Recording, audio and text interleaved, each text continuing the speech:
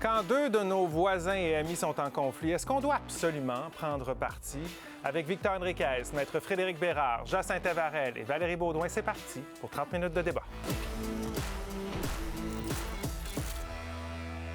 On parle de pays, amis ou voisins, parce que jamais cette île n'aura autant fait parler d'elle en si peu de temps. Depuis le début de l'année, le Groenland est sur toutes les lèvres, parce que Donald Trump a remis de l'avant un rêve, en fait, qu'il chérit depuis son retour à la Maison-Blanche, soit annexer cette île de l'Arctique de plus de 2 millions de kilomètres carrés. Un désir qui n'est pas simple à réaliser parce que le Groenland est ni libre, ni à vendre. C'est un territoire autonome qui appartient au Danemark et que plusieurs pays membres de l'OTAN se sont engagés à défendre la souveraineté et l'intégrité du territoire.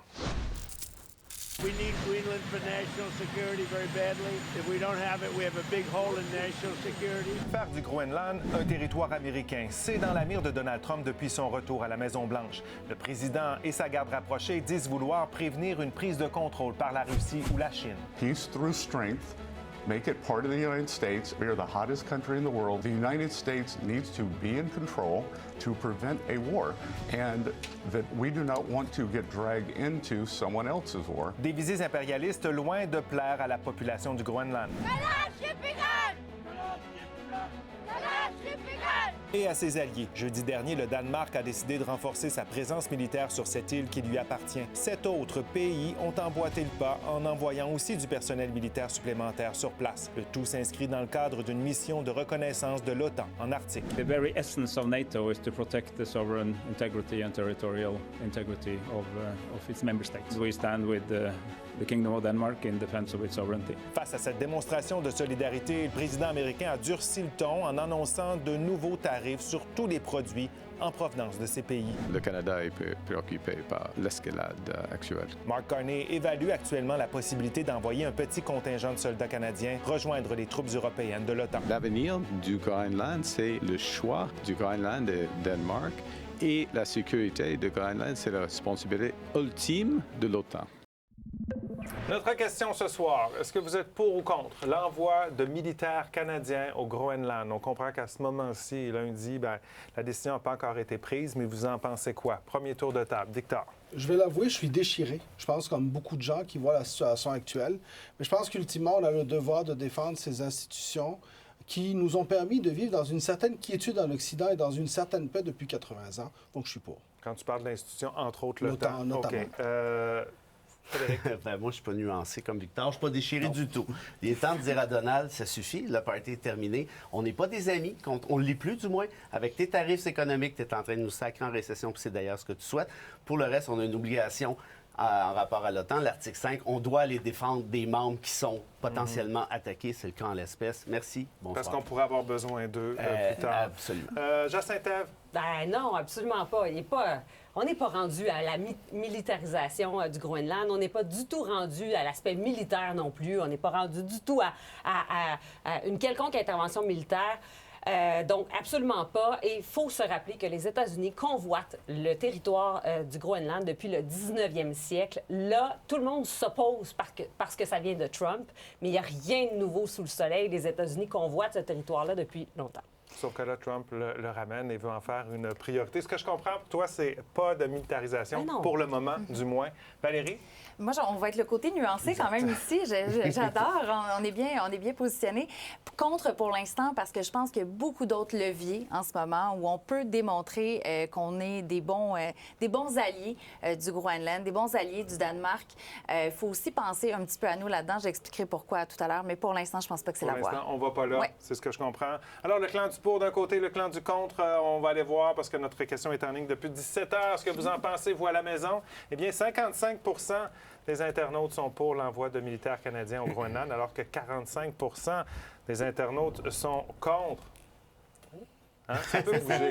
On sait que ça va bouger avec des écarts pas mal plus grands que ça. Alors là, c'est sûr que ça va bouger ce soir. Je ne sais pas dans quel sens. C'est une zone d'égalité. Oui, exact. Vous répondez à la question quand vous êtes fait une tête là-dessus, parce qu'à ce moment-ci, on repart le décompte à 0. Vous nous direz quel débatteur a les meilleurs arguments.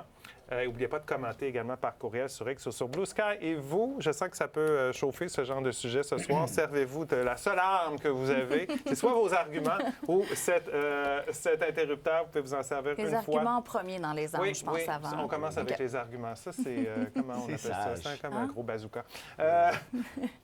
Juste une petite pression là-dessus. Ça fait quand même... C'est vrai que ça fait longtemps là, que les États-Unis veulent avoir le Groenland. C'est pas récent, c'est pas une idée de Donald Trump. Non, mais dans l'histoire, on va dire moderne, entre guillemets, Truman est le dernier président américain à avoir fait une proposition. Il voulait acheter carrément le Groenland. Alors, ça a toujours été un désir de vouloir avoir le Groenland. La différence avec la situation actuelle, c'est le niveau de langage. C'est le fait que quand on se fait dire non, on veut continuer puis aller quand même de l'avant. Dans les autres cas, par exemple, Truman, à un moment donné, on est passé à autre chose. On n'a pas eu pratiquement voulu planter notre drapeau de la même façon que Donald Trump veut le faire. Donc, il y a quand même, pour moi, des différences entre les deux situations. Et il y a surtout d'autres voies. Hein, c'est ça qui est important, c'est qu'on a une base militaire déjà, on a déjà un partenariat. Alors, il y a d'autres façons pour les États-Unis. Je pense que c'est la porte de sortie qui est souhaitée. Quand tu dis on a une base militaire, quand je parle comme des américaines, mais je parle des voilà. Nous, on n'en a pas, d'ailleurs. C'est ce que tu disais. On n'est pas allé, mais on n'en a pas. On n'a pas de présence militaire au Groenland et on n'a jamais envoyé de soldats. Ça serait une première si on envoyait des soldats sur le territoire du Groenland. Alors, le symbole serait extrêmement fort, probablement disproportionné par rapport à la situation. Et je rappelle aussi là, que les États-Unis ont quand même acheté l'Alaska, ont acheté les îles Vierges, ont acheté la Louisiane. Donc, c'est pas d'hier que les États-Unis peuvent convoiter un certain territoire et offrir de l'acheter. Donc, dans ce cas-ci, ça s'inscrit dans une tradition que Donald Trump ramène avec le Groenland, mais c'est pas... Mais qu'il l'amène avec, parce que justement, c'est pas nouveau cette intention-là, mais c'est dans la façon de le faire avec les gros sabots, avec les gros tarifs. Et sans l'appui du Congrès. Dans les autres cas, on avait quand même l'appui du Congrès. Bon. Qu'est-ce qui te fait dire qu'on devrait y aller pour calmer le jeu? Je vais revenir sur ton argumentaire par rapport à ce fameux article 5 de l'OTAN. Donc, grosso modo, ce que ça dit, c'est que si on attaque un pays membre de l'OTAN, c'est comme si on attaquait tous les membres de l'OTAN. Donc là, la question qu'on doit se poser, c'est de se dire, bon, c'est vrai, Donald Trump n'a pas des visées qui sont différentes de celles d'autres présidents américains. Cependant, sa forme et la façon est peut-être très différente dans ce cas-ci. Il y a quand même des menaces, il y a des écarts de langage. Je parlais de langage. Il y a quand même du langage qui est très différent ici. Et les Européens ont une certaine inquiétude. Mais les Européens font surtout appel à l'OTAN dans cette intervention-là. Notamment, c'est pour ça que la Norvège, la Suède et la Finlande font partie de ce déploiement-là. Donc, la question qui se pose, c'est est-ce que l'on devrait, à ce moment-ci, montrer un certain appui à cette mobilisation de l'OTAN, ne serait-ce qu'un appui qui soit soft? Je suis d'accord, c'est pour ça que j'ai été dans le dos toute la journée, mais je me disais, il y a probablement d'autres avenues. On pourrait jouer un rôle de médiateur, on pourrait faire autrement. Mais moi, mon inquiétude, c'est que si on abandonne l'OTAN maintenant, c'est comme si on disait, cette structure-là, on ne croit pas, nous non plus. Et la question, c'est, on se retrouve face à quoi après ça? Parce qu'on ne peut plus compter sur notre voisin. OK. Précision, l'article 5 là, prévoit, on le répète, là, que si un membre de l'OTAN se fait attaquer, les autres... Mais est-ce que l'OTAN a prévu qu'un membre pouvait attaquer un autre membre? Bravo, non, justement. C'est la première fois de l'histoire que ça arrive. Et de là, fait peut-être la complexité réflexive à ce niveau-là. Est-ce qu'on tombe dans un vide? Bien, on tombe dans un vide, oui et non, parce que si on fait de l'interprétation du contrat, parce que l'OTAN, c'est un contrat en soi, qu'est-ce que ça dit? Si un membre est attaqué, les autres doivent aller le défendre. Bon, est-ce qu'un membre ici est attaqué? Oui, le Danemark, par l'entremise du Groenland. Non, mais il n'y a pas d'attaque. Un instant. Menacé. Là, c'est parce que il va falloir arrêter de se compter des histoires, là. Trump, c'est une espèce de crinqué qui vise à redessiner la carte occidentale. On va arrêter de se compter des pires. On a eu un débat ici. Un instant. On va attendre comme l'autre fois au Venezuela quand on a eu le débat ici. Ah non, là, c'est pour libérer les Vénézuéliens, c'est pour la démocratie. Vous êtes tous tombés dans le panneau. Là, c'est rendu, c'est le Venezuela. Là, ça va être le Groenland. Là, il a parlé de la Colombie, de Cuba, du Mexique, tutti quanti, let's go. Mais le Canada, ça ne touchera jamais à ça. En d'autres termes, si on veut faire comprendre quelque chose à Trump, c'est pas en faisant de la médiation, c'est pas en allant jaser à l'ONU, c'est pas en envoyant un petit message sur Truth Social, c'est de dire, écoute-moi bien, là, si tu attaques au Groenland, on va être toute une gang à te péter la gueule. Ça va pas arriver parce qu'on va pas réussir à nous péter la gueule. Mais c'est pas grave, c'est un signal. Mon argument est le suivant. Qu'est-ce que ça va changer à part la symbolique? Il y a tellement d'autres symboles. On veut, vous allez me dire, là, on est dans la diplomatie, mais en même temps, d'avoir 10 soldats qui vont sur place, au lieu, on ouvre un consulat, d'avoir Mark Carney qui va au Groenland, qui va directement sur place. Moi, je trouve que c'est un message beaucoup plus fort qu'avoir les soldats. Et dites-vous que si un jour, on doit vraiment évoquer l'article 5, c'est la fin de l'OTAN. Tout à fait. Poutine sort le champagne qui doit déjà être au froid. Alors, plus on met en évidence aussi les conflits au sein de l'OTAN, je trouve qu'on est en train d'affaiblir aussi l'organisation. Si tu veux mon humble avis, c'est déjà la fin de On nous a l'OTAN. mis dans un coin, mais je pense pas que d'augmenter ça, C'est déjà pire. la fin de l'OTAN. C'est déjà On le fini. souhaite Là. pas. Trump Je l'avait le souhaite dit pas. l'année passée. Il avait dit si vous ne payez pas vos 2 je n'empêcherai pas Poutine d'aller vous casser les jambes. Là, il est en train de dire je vais vous attaquer au final parce que c'est de ça dont on parle. Et puis là, nous, ça va être quoi? On n'a plus d'amis avec veut les les forcer États-Unis. à Même si l'attaque, pour l'instant, on est dans les menaces, mais en même temps, il faut lancer des messages. On va beaucoup trop loin en parlant d'attaque. Là. On n'est pas du tout à Tu l'étape diras d'une ça aux attaque. Européens qui sont tous sortis avec des bateaux, des guns ici. Ils n'ont pas l'air de trouver que c'est une Non, blague. non, C'est non, drôle parce que je suis assez d'accord on avec parle eux. d'une poignée de soldats qui ont été amenés sur le territoire du Groenland. C'est ridicule. C'est un Même symbole. l'Allemagne a déployé 13 soldats. L'Allemagne a déployé 13 soldats J'avais pour vu 4 12. jours et ils ont rapatrié leurs soldats. OK, C'était alors une on est petite- peut-être Non, plus dans le come on. symbolique. Ben Donc, oui. On en parlera au retour. Je vous rappelle notre question ce soir. Est-ce que vous êtes pour ou contre l'envoi de militaires canadiens au Groenland? Que ce soit pour une intervention militaire, pour envoyer peut-être un message, je vais vous entendre là-dessus au retour. N'oubliez pas, vous, d'aller voter et de commenter.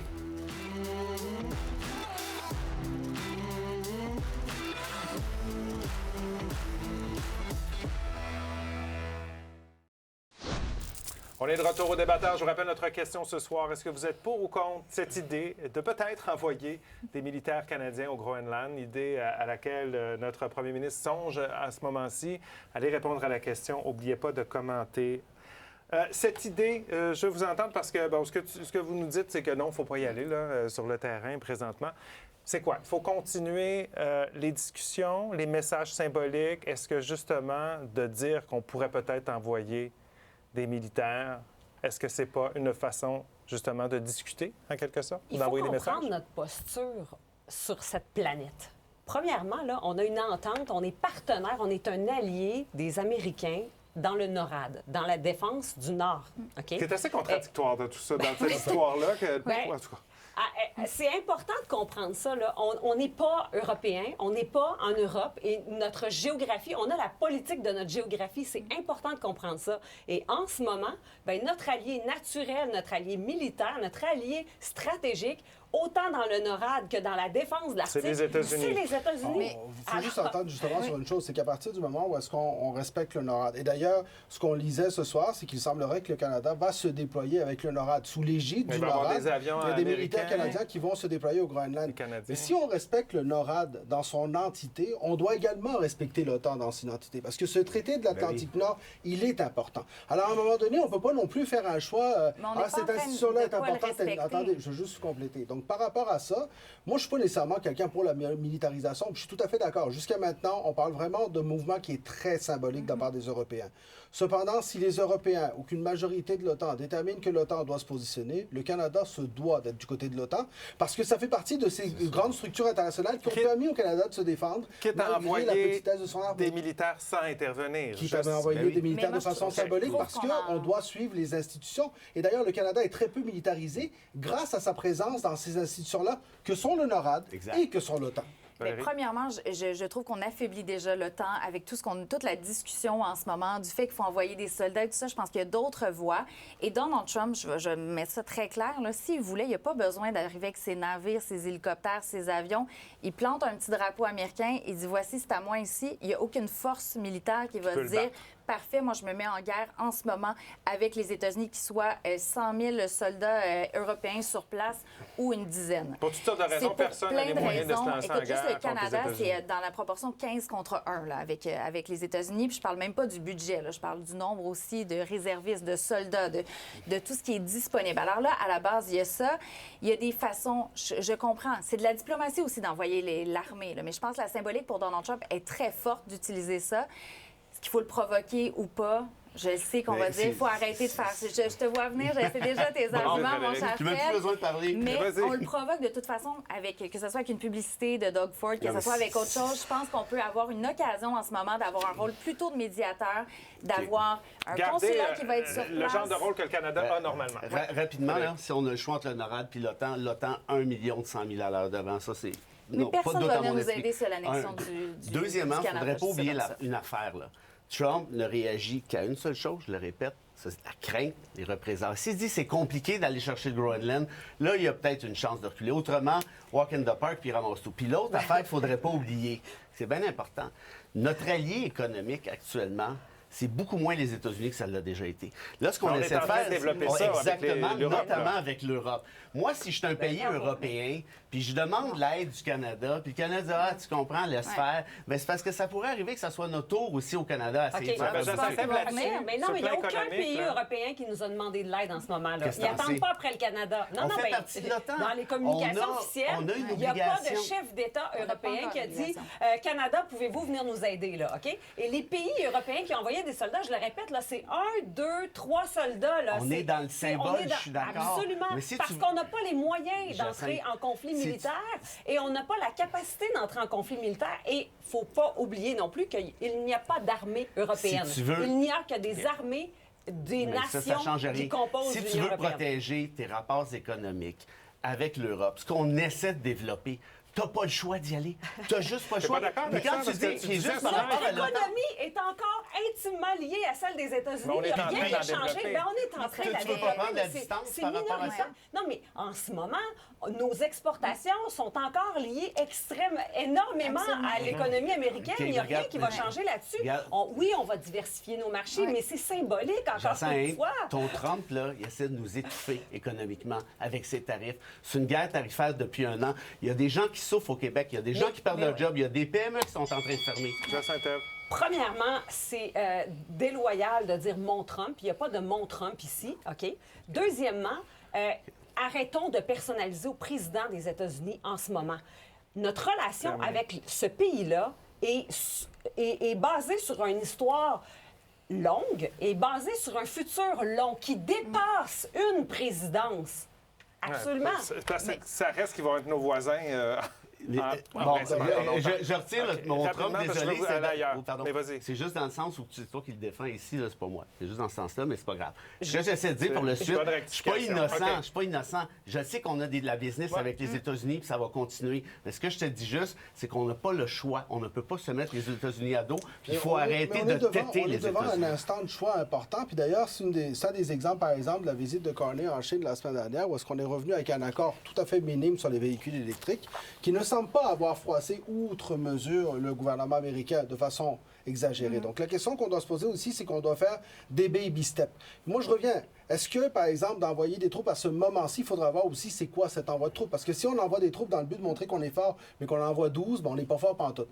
L'autre question aussi, c'est qu'est-ce qu'on va faire par rapport à notre capacité d'intervention en Arctique? Parce que ça, c'est un enjeu qui est majeur à ce moment-ci. Les Américains remettent avec raison en question notre capacité à intervenir en Arctique. Donc, par exemple, est-ce que le Canada pourrait se déployer en bordure du Groenland, dans la zone arctique, proche de nos frontières, pour montrer une capacité de déploiement? Moi, je pense qu'il y a des façons de faire aussi, mais montrer qu'on a une armée. Moi, j'ai deux éléments. Premièrement, l'économie, pour le meilleur et pour le pire, c'est notre voisin géographiquement. On n'est pas près de l'Europe, on n'est pas près de l'Asie. Pour plein de choses, on n'a pas le choix. Ça va rester notre partenaire commercial Donc, principal. tu veux qu'on reste en chaîne de poche? Non, non, on développe un marché, mais je veux dire, on ne peut pas dire « Ah, l'Europe, ça devient notre plus gros client ». C'est J'ai pas dit ça. impossible. Mais il faut quand même garder en tête qu'on a les États-Unis, on a une guerre tarifaire là où la avec CEU eux nous protège. aussi. Alors ça, je pense qu'il faut quand même... Je garde le reste de mes arguments pour la suite. Je veux sortir Il ma restera pas beaucoup Constitution. de temps. OK. On va finir ça. Commentaire de Sébastien pour aller à la pause. Je suis mitigé, ça va nuire à notre relation avec les États-Unis.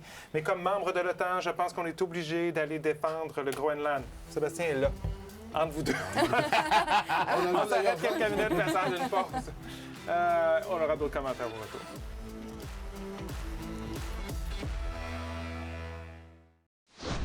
Alors, est-ce que le Canada doit envoyer des militaires au Groenland?